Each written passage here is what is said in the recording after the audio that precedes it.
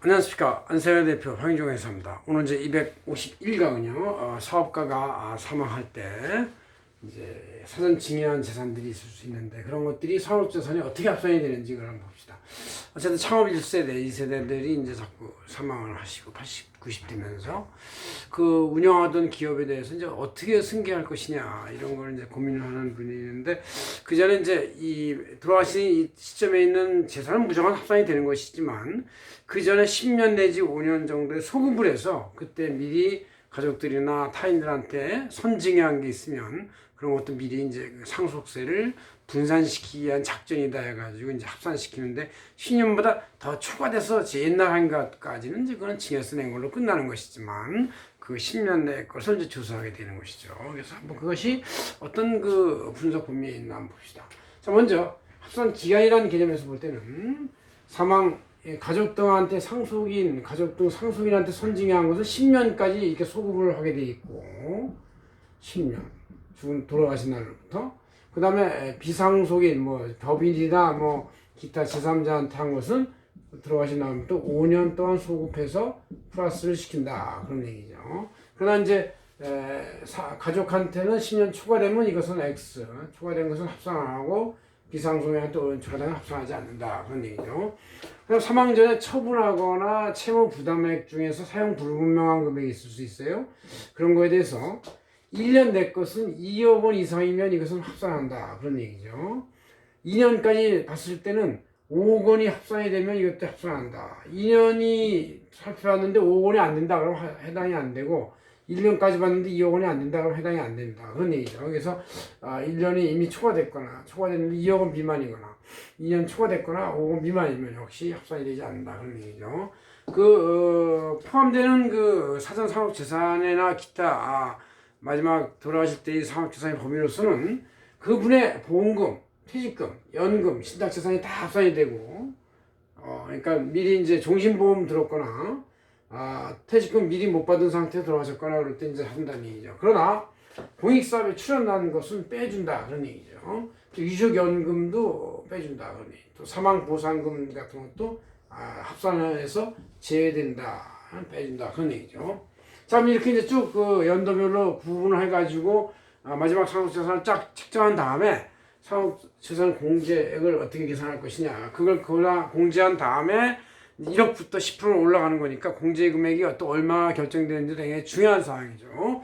그래서 이제 배우자가 생존하면 가족이 이제 화목하고 배우자가 생존해서 자녀도 있으면 일괄 공제가 최소한 5억이고 배우공제가 최소 5억부터 30억까지가 되고 금융재산의 20% 공제가 되니까 10억이면 20%하면 이제 2억이 돼서 최소 2억은 된다. 그래서 이게 배우자 생존했을 때 자녀 일괄 공제, 배우자 공제가 하면 최소 12억 원 이상은 된다.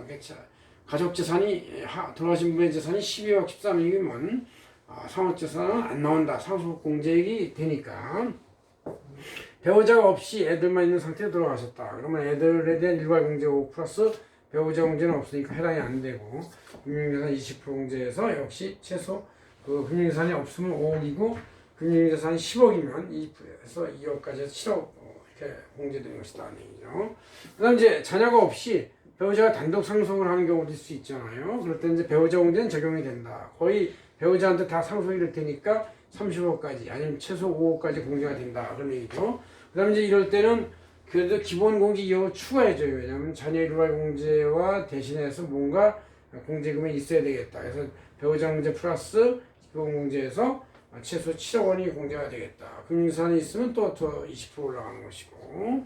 그 다음 마지막은 이제 상속 추가 공제라는 것이 있는데 이게 바로 이제 가업상속 공제라는 것이죠. 이것이 주세특례제한법에 써 있는 게 아니고 상속증여세법 아예 가업상속 공제는 본질적 규정으로 다 규정이 되어 있다는 얘기죠. 그래서 10년 이상 경영하던 것은 200억 공제, 200억, 20년 이상이면 300억 원, 30년 이상이면 500억. 이거 엄청난 공제예요. 이거는 그 기업의 이제 물론 기업의 재무제표에 모든 자산, 이렇게 재산 이런 게 들어가 있고 부채가 있으니까 자산 부채에서 뺀 이거 플러스 미래가치 이런 거를 계산했더니 이게 이제 200억이 나왔다.